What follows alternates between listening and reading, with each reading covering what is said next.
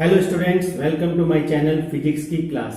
Students, today we will discuss about the cross product और vector product.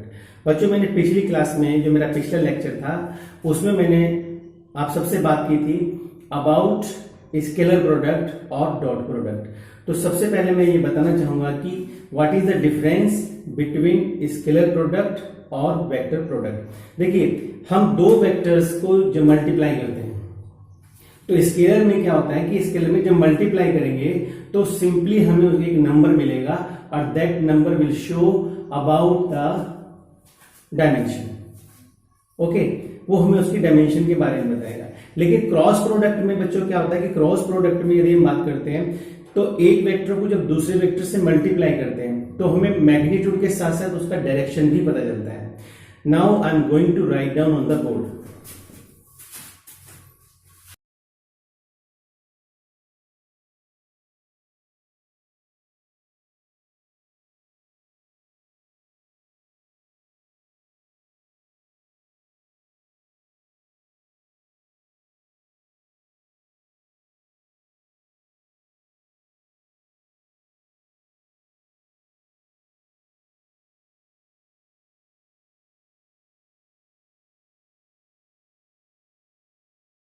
Now look at the board. देखिए बच्चों, क्या किया मैंने यहाँ पे कुछ फिगर्स ड्रॉ किए हैं.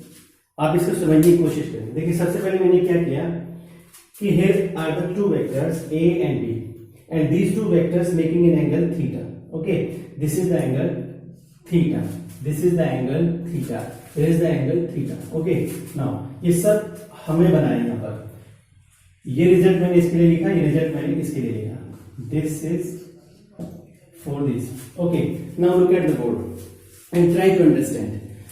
Suppose you have a screw driver in your hand.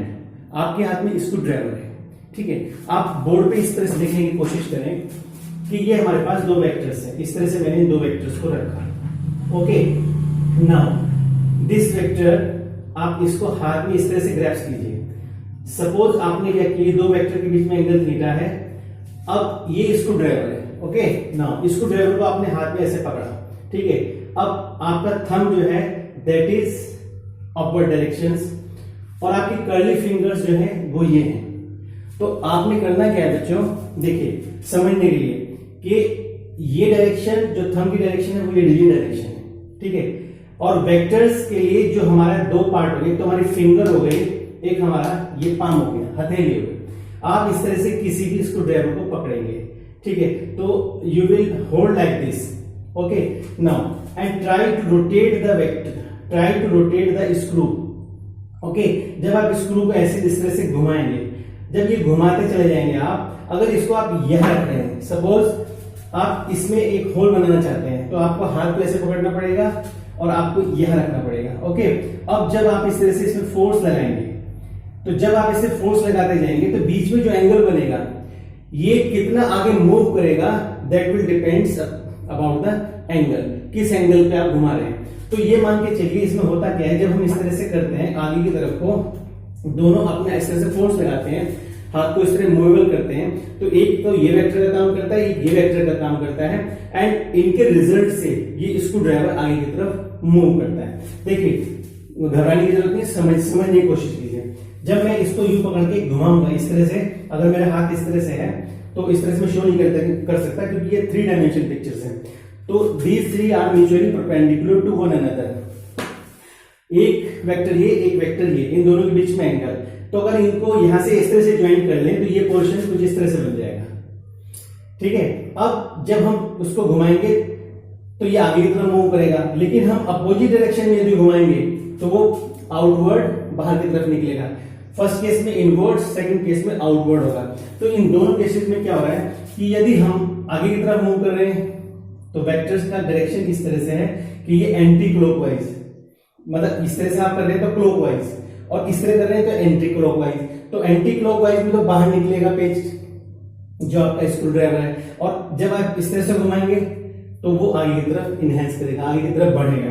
तो बच्चों, सीधा सा आपने ये देखना है कि आपको इस केस में एक नई डायरेक्शन पता चलती है. जैसे आप इसमें देखिए वेक्टर ए एंड बी, ये एंगल थीटा है.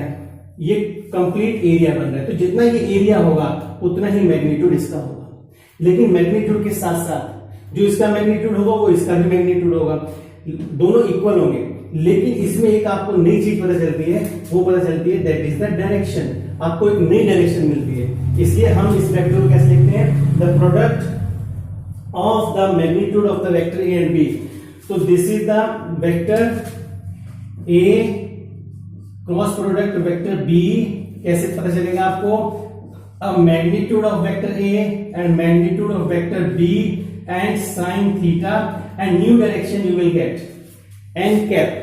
एन कैप एक आपको नई डायरेक्शन देगी ऊपर की तरफ को। लेकिन अगर आप इसको पीछे की तरफ इस तरह से घुमाना शुरू कर देंगे तो ये बाहर निकलना शुरू हो जाएगा पीछे की तरफ को।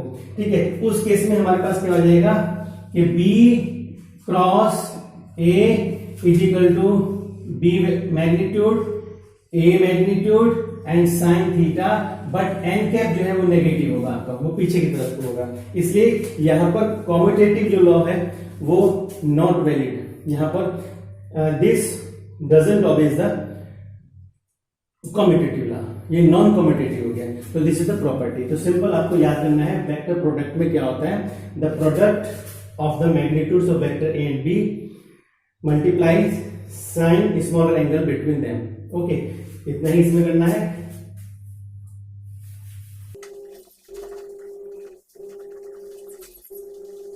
Now I am going to discuss about the properties. The properties of cross vector product.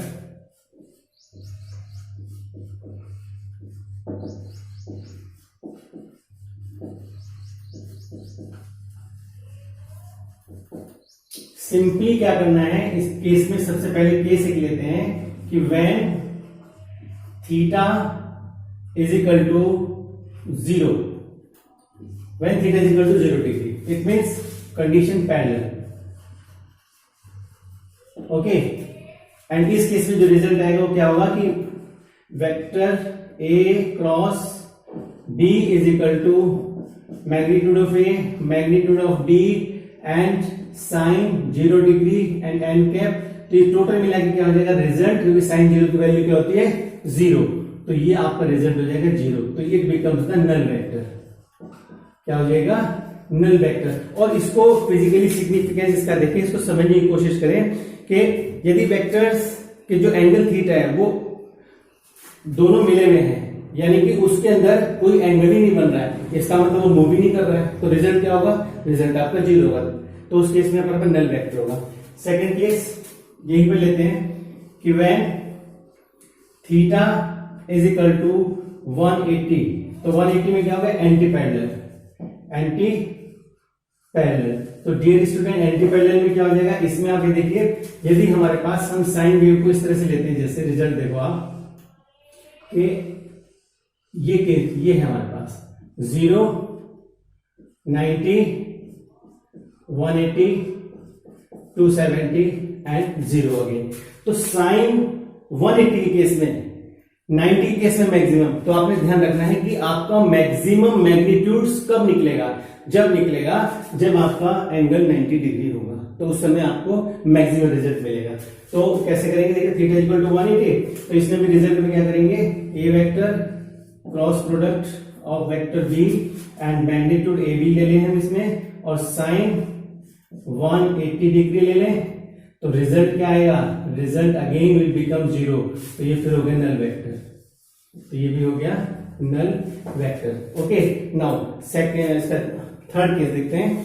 Third case में हमारे पास क्या है,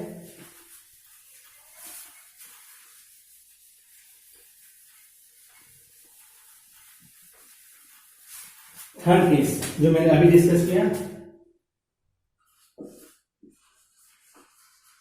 when theta is equal to 90 degree, तो आपका रिजल्ट होगा A cross B is equal to A B sine 90 degree और n cap, तो result होगा A B sine 90 is equal to 1। तो ये आपको डायरेक्शन मिलेगी, किस डायरेक्शन में मूव कर रहा है, और आपको एक रिजल्ट दिखाएगी। ठीक है, तो इससे आपको क्या पता चला कि अगर 90 डिग्री पे हम इसको रोटेट कर रहे हैं तो हमारा जो मैग्नीट्यूड आएगा वो मैक्सिमम होगा। ठीक है, एंड नाउ अब हम इसे करते हैं 4 पॉइंट क्या है, इसके करते हैं 4 आपका यूनिट वेक्टर्स, ठीक है। यूनिट वेक्टर्स के लिए इसको करते हैं, तो यूनिट वेक्टर्स के लिए 4 यूनिट वेक्टर्स, 4 यूनिट वेक्टर्स। तो यूनिट वेक्टर्स के लिए डियर स्टूडेंट्स करना क्या है, क्योंकि ये 3 डायमेंशन में होता है, तो 3 डायमेंशन के लिए आप इसको ऐसे समझिए कि x axis, this is the y axis and this is the z axis. यहाँ पे i cap, j cap and now k cap and these 3 are perpendicular to one another like this, ठीक है। x y z तो i j k की form में हो गया ये। जब ये i j k की फॉर्म में हो गया है तो इसको हम कैसे सॉल्व करेंगे, देखिए कैसे सॉल्व करना है इसको, कि if we multiply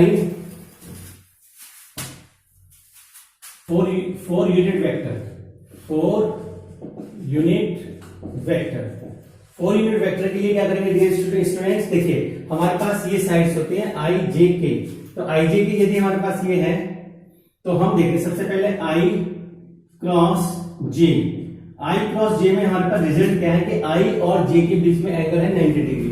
तो अगर आप इस रिजल्ट को ऐसे देखते हैं 1 1, तो यूनिट वेक्टर की वैल्यू होती है 1 1 1 एंड sin 90 आ जाएगा दोनों के बीच में, sin 90 की वैल्यू क्या होगी 1, और हमारे पास क्या बचा कि i j और साइड से हमारे कितनी है i j k, तो i j के बाद क्या बच गया k, तो रिजल्ट क्या हो जाएगा आपके पास कि i cross j is equal to k। एक पॉइंट तो ये हो गया। दूसरा पॉइंट j क्रॉस k, तो j cross k is equal to 1 1 1 j k, और बच गया आपके पास i, ये आगे j cross k is equal to i, क्योंकि इन दोनों के बीच में 90 डिग्री एंगल है। अब आप देखिए j k, तो k cross i, k cross i, तो k क्रॉस i करेंगे तो 1 1 1 एंड आपके पास बच गया j, तो k cross i is equal to j, सबके ऊपर कैप डाल देंगे, ओके। तो ये 3 पॉइंट तो इस तरह से हो गए।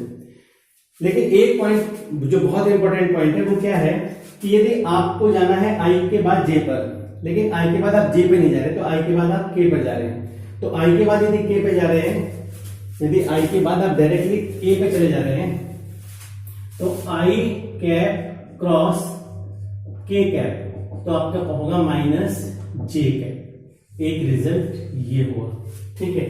i के बाद j पे नहीं गए, k पे पहुंचे। अब j के बाद k पे पहुंचना था, तो j के बाद आप i पे पहुंच गए, तो j cross i is equal to minus k बच गया आपके पास, ठीक है। अब उसके बाद क्या है j i हो गया, हमने कहा j और i, तो j के बाद i, अब i के बाद आप डायरेक्ट k पे पहुंच जाए, i के बाद डायरेक्ट k पे, तो i के बाद k हो गया, और k के बाद j पे हम पहुंच जाए, तो k के बाद यदि हम डायरेक्टली j पर पहुंच जाते हैं, तो k के बाद तो i आना चाहिए था, यहां आ गया माइनस का i। तो ये 2 result, these are very important, और हम इसे न्यूमेरिकल्स में यूज करते हैं। चलिए अब इसका नेक्स्ट पार्ट करते हैं, वो है कंपोनेंट फॉर वेक्टर।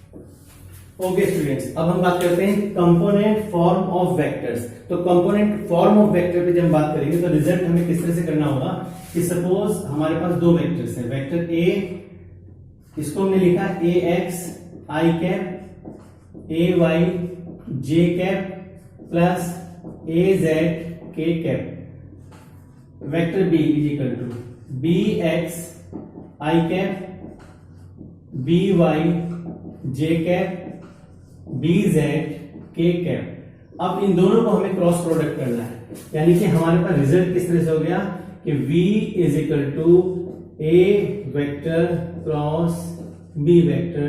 जब इनके रिजल्ट को हम लिखेंगे तो क्या आएगा आपके पास, ए x i cap, A y j cap, A z k cap, और रिजल्ट में हम कर दें इसके साथ मल्टीप्लाई करना है, B x i cap plus B y j cap plus B z k cap x Y Z. अब इसको मल्टीप्लाई करें, तो मल्टीप्लाई कैसे करना है, इसकी ये टर्म से सभी को करना है, इस टर्म से सभी को करना है, इस टर्म से सभी को मल्टीप्लाई करना है। तो पहले इसको लेते हैं, a x b x i cross i, next plus A x B y i cross j plus A x B z i cross k, एक रिजल्ट ये। Next plus a y B x j cross i plus a y b y j cross j plus a y b z j cross k. Okay, now third a z b x k cross i plus A z B y के cross j plus ए z B z के cross के। And now अब देखिए बच्चों, ये जो result है, ये और ये रिजल्ट और ये रिजल्ट, ये तीनों मिला के हो जाएंगे 0, क्योंकि साइन 0 का जो वैल्यू है वो है आपका 0, क्योंकि आई क्रॉस आई जो है एंगल 0, तो ये तीनों के तीनों रिजल्ट 0। अब हमें क्या करना है, अब इसमें से अब इन वैल्यूज को लिखना है। देखिए ए एक्स बी वाई आई जे है यहां पर, तो आई जे के बाद क्या आता है के है। चलिए नेक्स्ट पे चलिए, plus A x B z i के बाद जे आता है, लेकिन यहां पे क्या है के, तो हम लिखेंगे माइनस, तो it will change into minus, तो यहां रिजल्ट हो जाएगा minus a x B Z और के इंटू आई इंटू के बाद आएगा जे, तो यहां रिजल्ट हो गया जे। ये पार्ट हमने कर लिया। अब नेक्स्ट आ गया ये, अब देखो यहां पे क्या है ए वाई बी एक्स, तो जे इंटू आई है, तो आई जो है वो तो आता है के बाद, यहां के जे इंटू आई, इसका मतलब ये वाली टर्म्स माइनस में हो जाएगी और रिजल्ट आ जाएगा ए वाई बी एक्स, तो जे इंटू आई है तो के यहां पर नहीं है, तो यहां आ जाएगा के। ठीक, नेक्स्ट पे आओ, ये 0 हो गया, ये जे के बाद के आता है वो आ गया, तो यहां पे आ जाएगा आई, तो ये हो गया हमारे पास plus a y b Z और जे क्रॉस ए की जगह आ जाएगा हमारे पास आई। ठीक है, तो जे क्रॉस इसकी जगह आ जाएगा आई। नेक्स्ट पे आओ, ये रिजल्ट हमारे पास प्लस, तो के के बाद क्या होता है आई आता है, तो यहां पे बच गया जे, तो प्लस ए जेड बी एक्स और यहां आ गया जे। नेक्स्ट पे आओ, के के बाद जे नहीं आता, के के बाद आई आता है, तो यहां आ जाएगा माइनस आई। ठीक है, तो माइनस आई आ जाएगा, तो यहां रिजल्ट कर देंगे माइनस ए जेड बी वाई और आई। ठीक है, अब इन टर्म्स में से हम इसको यहां से रिमूव करने जा रहे हैं। अब आप रिजल्ट देखिए कैसे बनेगा इसका फाइनल रिजल्ट, कि आई टर्म्स को पहले इकट्ठा करें, आई का पॉजिटिव पार्ट देखिए, ये आई का पॉजिटिव पार्ट है, तो ए वाई बी जेड और आई। नेक्स्ट आई का पार्ट ये है minus A z B y and i, ये दो हमने इकट्ठे कर लिए। फिर नेक्स्ट आई के बाद जे का पार्ट देखें, पॉजिटिव जे कहां पर है, पॉजिटिव जे है, प्लस ए z b x j positive cap, अब j negative minus a x B z and j positive, एक रिजल्ट ये।